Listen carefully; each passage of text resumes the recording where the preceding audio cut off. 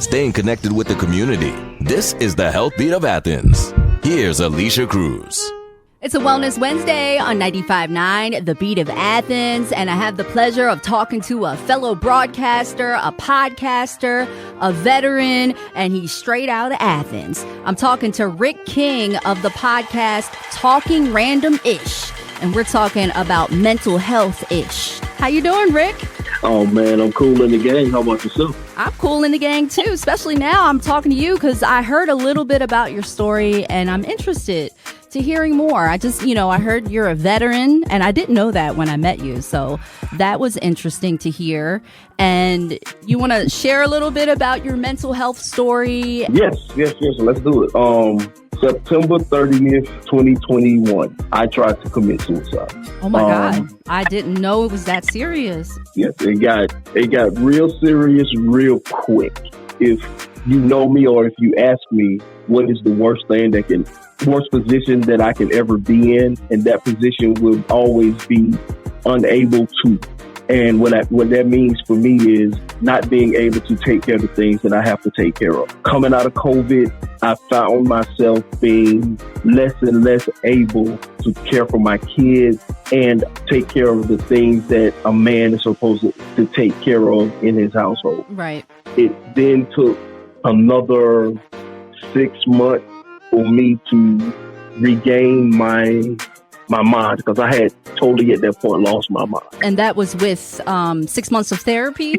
No, and that's the crazy thing about it. Me being a vet, I was pretty much relying on the VA and everything. So I would have to say I never seen a therapist or talked to a therapist to probably January, maybe even February the following year. 2022? Yes. Wow. Yes. What I had to do, I had to humble myself. Once I humbled myself and let down my guard and start feeling sorry for myself and started to get in therapy. And my best friend who came and got me from Atlanta and brought me home. That's a good friend. Yes. And it goes deeper than that. Because the day that they came and got me, I was having a very bad episode and I didn't want to be here. And I had one friend who got up that morning and she talked to me pretty much for 8 hours. She talked to me while she got dressed. She talked to me while she traveled to work and while she was at work to keep me on the phone. I had another friend who was back and forth on the phone with me. And then he called my friend.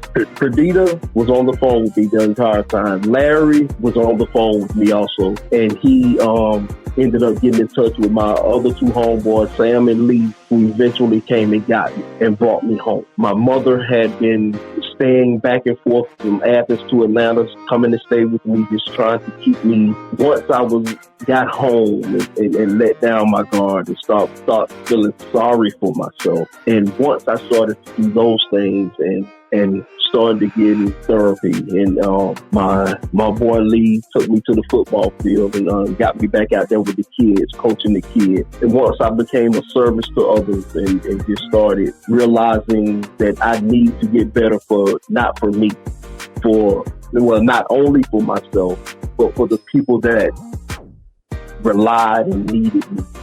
Because in that one selfish moment, because I almost did something that I would never want anyone else to have to go through again. And that's the reason why I'm having this conversation with you. I was in such a bad place. I was kind of living a lie, because once I got to the radio station, I usually worked at the radio station from Thursday to Saturday.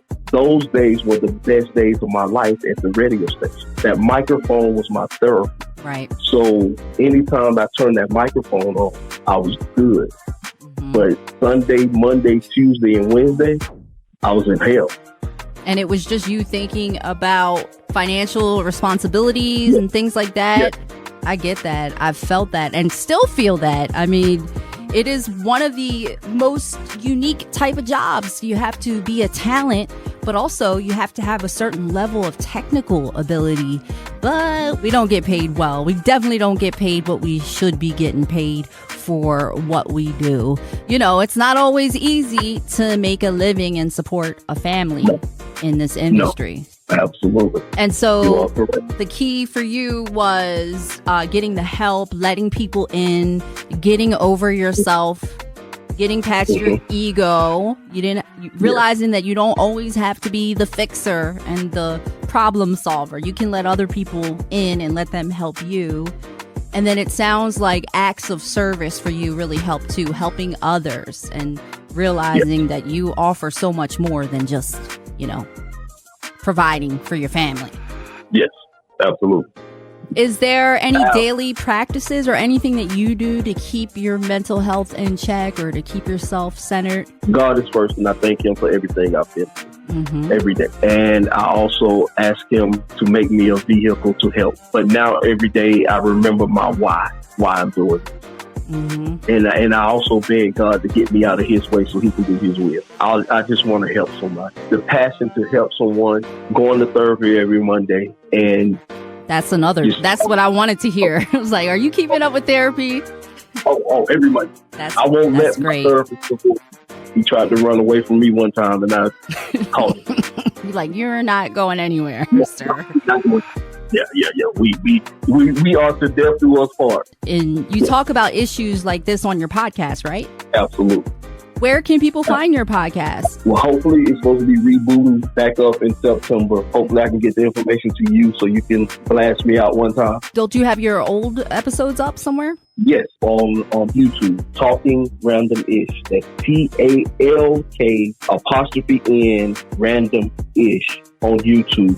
And the episode last year was the 2-year anniversary of my attempt. It's called September 30th. It's the episode that for the first time, I actually talked about what I went through and what I was going through. But yes, there's about 5 years of episodes on YouTube. Oh, okay. So yeah, that's lots of content. Yes. And what about your social media? If somebody wanted to contact you on social media? I'm old and I'm social media illiterate. So pretty much. No, you're not, because I talk to you on social media. You're not that illiterate. Stop it. But the easiest way to find me probably is on Facebook. Yes, and it's RIQUE King, or I have my Talking Random-ish page on Facebook. And once we connect on there, then we can exchange numbers and let's do it. Fellow broadcaster, podcaster, and veteran straight out of Athens, Rique King, thank you so much for your time. Thank you for allowing me to have this conversation with you. Of course, and I will see you on Facebook. Yes, ma'am. Remember, you can catch up on this and every episode anytime. Visit our Facebook page and search for The Health Beat of Athens. Connecting with the community. 95.9, The Beat of Athens.